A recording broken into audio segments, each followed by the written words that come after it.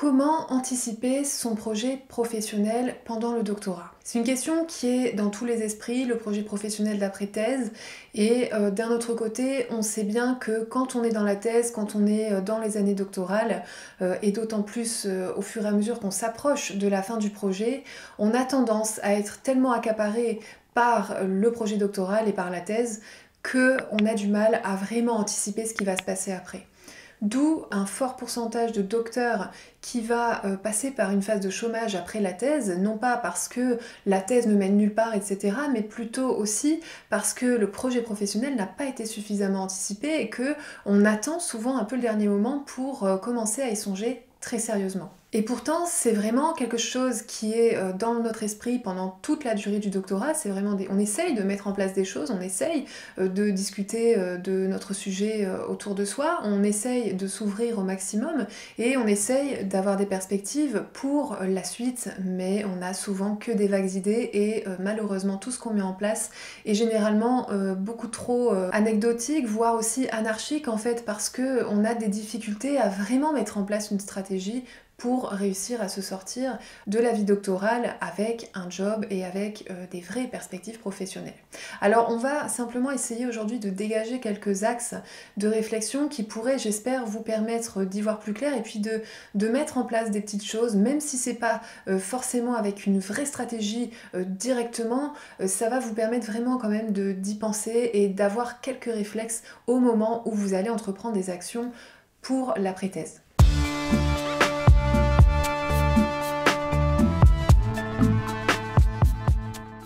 Alors faire connaître son sujet, en fait, ça paraît simple, mais quand on en parle un petit peu autour de soi et qu'on se rend compte que notre entourage a déjà énormément de difficultés à saisir ce qu'on est en train de faire, à comprendre ce qu'on fait et à comprendre aussi les termes du sujet de recherche en question, on se dit que ça va être compliqué. On a du mal, on a l'impression qu'on va pas savoir communiquer correctement, on a l'impression que c'est très compliqué de vraiment transmettre l'intérêt de notre recherche et finalement la polyvalence de tous les soft skills qu'on peut accumuler par cette expérience doctorale.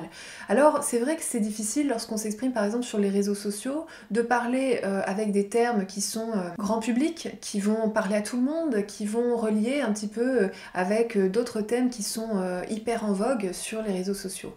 Alors là il faut quand même réussir à penser à des outils qui sont quand même au centre de cette quête de construction d'un projet postdoctoral, c'est des outils comme LinkedIn. Il y a énormément de doctorants qui se passent de ce genre d'outils. Alors, je peux le comprendre parce que moi-même j'ai mis du temps à m'y mettre et puis c'est vrai qu'on a l'impression que c'est un peu un fourre-tout, qu'il y a de tout et que c'est compliqué.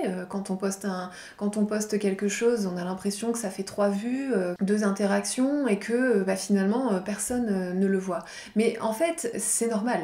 Si vous utilisez LinkedIn de façon beaucoup trop anecdotique, eh bien c'est très compliqué de faire évoluer les choses en fait. Votre page ne va pas être suffisamment vue et il y a un certain nombre d'outils et d'astuces à connaître pour gagner en visibilité sur des réseaux comme LinkedIn.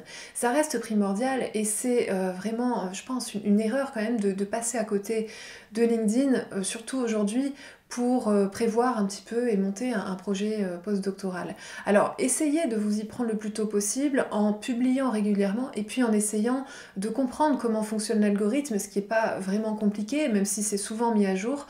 LinkedIn fait en sorte qu'un maximum de personnes puissent gagner en visibilité et il y a plein d'astuces. Donc à partir du moment où vous suivez des personnes qui ont vraiment des milliers de vues sur LinkedIn, vous allez comprendre comment ça fonctionne. Et c'est un peu un jeu, donc ça peut être intéressant de s'en servir parce que de toute façon, à partir du moment où vous allez vouloir créer une communauté autour de votre sujet ou dans un domaine donné, ça va forcément en passer par là. Et créer une communauté, ça prend énormément de temps en fait. Mais ça devient incontournable. Aujourd'hui, ceux qui arrivent à tirer leur épingle du jeu, c'est quand même ceux qui arrivent à se servir des moyens de communication qui sont à notre disposition, des moyens qui sont plus ou moins grand public. Et après, il suffit entre guillemets, il faut choisir les réseaux sur lesquels vous vous sentez le plus à l'aise, les formats aussi sur lesquels vous vous sentez le plus à l'aise. Est-ce que vous préférez travailler avec des visuels? À ce moment-là, vous allez vous tourner vers Instagram. Si vous préférez rester sur un plan hyper académique et entreprise, vous pouvez plutôt vous tourner vers LinkedIn. LinkedIn est aussi idéal pour les personnes qui ont du mal à passer par la vidéo ou par l'image. Ce sera beaucoup plus du texte. Il y a des choses sur LinkedIn, on passe notre temps à lire en fait. Donc voilà, essayez de trouver quel outil, quel format peut vous convenir le mieux, et si possible, dès la première année de votre thèse, essayez de développer une stratégie sur ces réseaux. Parce que le fait que vous essayez de construire une communauté et le fait que vous essayez de passer par là, ça va forcément vous pousser à avoir une stratégie parce que vous allez essayer de comprendre la stratégie de l'algorithme, qui en fait a tout à vous apporter, à vous, pour votre avenir professionnel, parce que ça fonctionne de la même manière. Donc si vous comprenez LinkedIn ou peu importe quel réseau, vous comprendrez comment communiquer. Et ça, c'est un apprentissage et c'est pas quelque chose qu'il faut improviser à la fin de la thèse parce que là, effectivement, vous allez vous confronter aux 15 vues, 2 interactions par poste. Et ce sera trop tard pour mettre les choses en place en fait.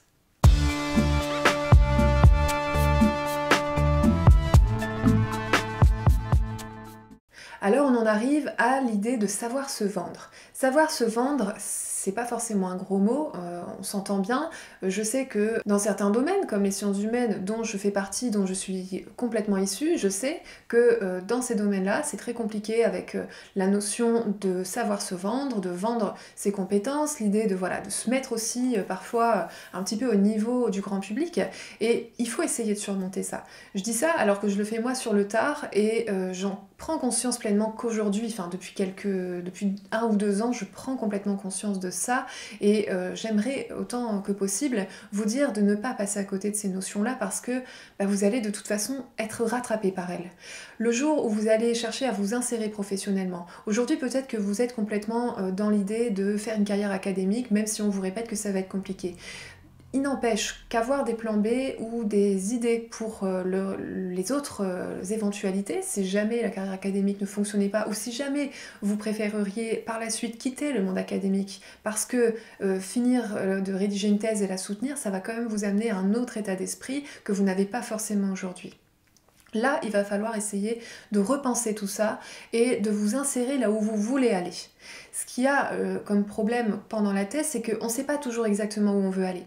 Alors, il n'y a pas vraiment de stratégies qui sont développées, c'est trop anarchique, c'est trop intuitif, et finalement, il n'y a pas vraiment de cohérence. Il y a des choses qui sont dans le monde académique et qui sont à votre disposition.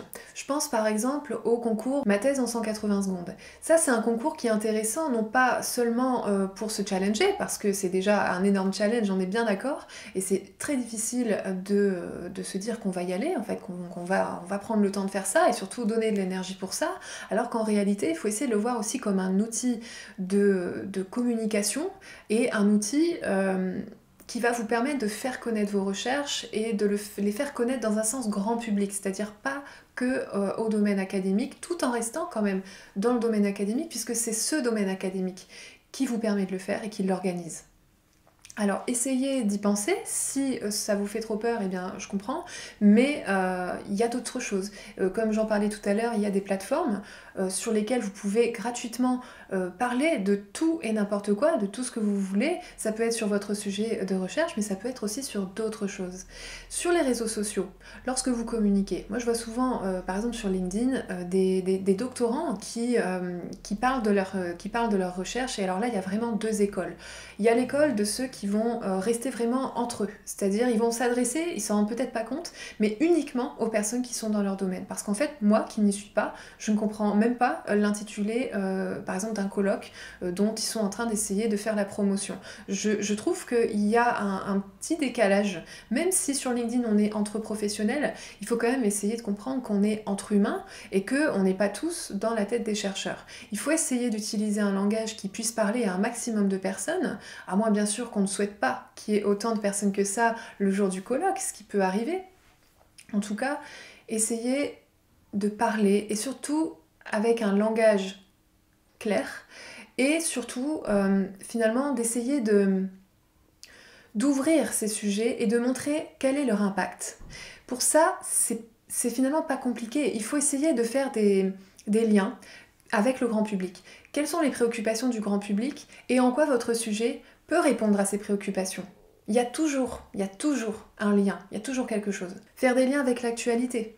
Faire un lien avec l'actualité, c'est se servir de l'actualité pour caser une idée qu'on peut dégager dans la thèse, ou pour dégager, enfin ou lier avec quelque chose qu'on est en train d'entreprendre, quelque chose qu'on est en train de construire.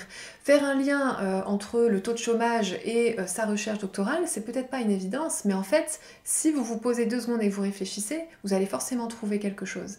Et c'est vraiment des thèmes qui peuvent accrocher en fait avec le grand public et qui peuvent diriger le regard vers votre recherche et vers vous, vers ce que vous êtes en train d'entreprendre, parce que vous entreprenez quand vous êtes doctorant. Alors, essayez de faire entrer votre sujet de recherche, vos ambitions, vos travaux, dans l'esprit des gens. Faites-le de façon récurrente. Il ne s'agit pas de convaincre en un seul article. Essayez d'éviter les textes trop longs sur les réseaux sociaux, mais essayez de le faire régulièrement, en toujours liant. En liant, toujours. Parce que vous savez faire ce lien. Vous avez, lorsque vous regardez le monde qui vous entoure, vous voyez les connexions entre votre sujet d'étude et le monde. Celui que vous avez face à vous tous les jours. Vous le faites ce lien. Vous savez, puisque vous êtes passionné par votre sujet et que votre passion, c'est la recherche. Et c'est l'idée d'innovation. C'est l'idée de travailler des sujets qui paraissent extrêmement pointus, mais qui en fait, pour vous, font sens. Et s'ils font sens pour vous, ils doivent pouvoir faire sens pour le grand public. C'est une certitude, il y a forcément des choses à creuser et des liens à trouver. Alors essayez d'y réfléchir parce que ça ne peut que impacter votre avenir professionnel de manière vraiment monumentale en fait. Et ça peut vraiment vous ouvrir aussi des perspectives.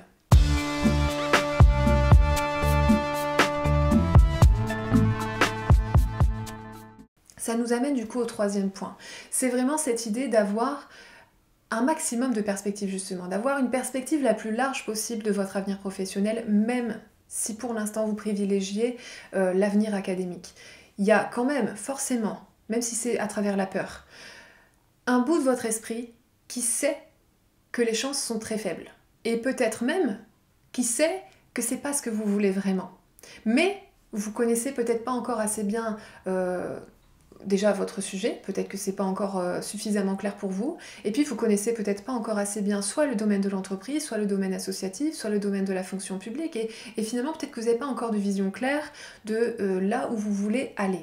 Et justement, en fait, c'est en essayant d'élargir au maximum votre communication et en essayant d'impacter un maximum de personnes que les perspectives, elles vont venir à vous. C'est pas l'inverse.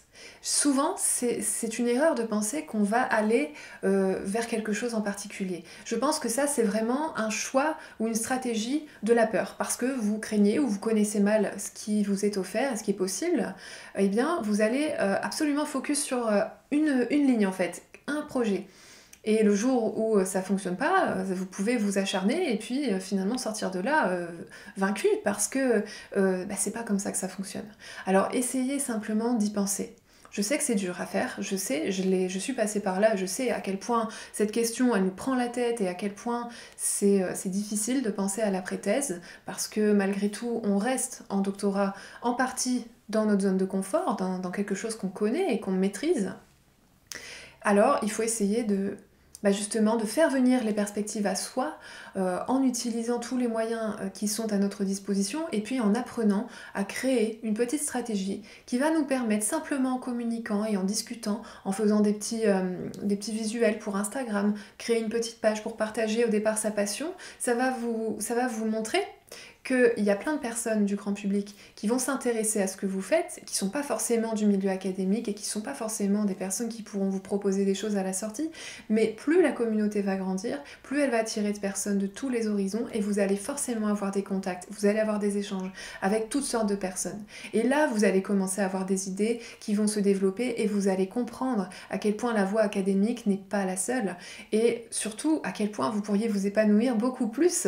Et là, je parle à toutes les personnes qui sont en souffrance dans leur thèse et qui pourtant continuent d'envisager l'université comme la seule voie possible, en se disant que de toute façon, les difficultés de la thèse ne seront terminées à l'issue du doctorat, ce qui est complètement faux. Les difficultés que vous rencontrez en thèse, ce sont les difficultés de la recherche en général. Ce sont les difficultés qui sont celles du chercheur. Et donc, s'il y a des choses que vous vivez vraiment très mal là-dedans, par exemple la précarité, Vous avez peur de la précarité, vous êtes précaire. Et c'est une difficulté majeure dans votre travail de thèse, forcément, je le comprends. Ou vous avez l'impression que votre vie personnelle ne peut pas vraiment se développer parce qu'il y a la thèse. Est-ce que vous pensez vraiment qu'une fois que vous aurez obtenu le doctorat, l'une ou l'autre de ces difficultés vont s'atténuer? En réalité, pas vraiment, parce que de toute façon, quoi qu'il arrive, entre le moment où vous allez soutenir et le moment où vous serez qualifié et le moment où vous serez éventuellement sur un poste, mais il va se passer probablement des mois, voire des années. Donc les choses ne vont pas s'arrêter du jour au lendemain après la soutenance. Et ça, c'est bête à dire, mais c'est pas forcément quelque chose dont on a vraiment bien conscience.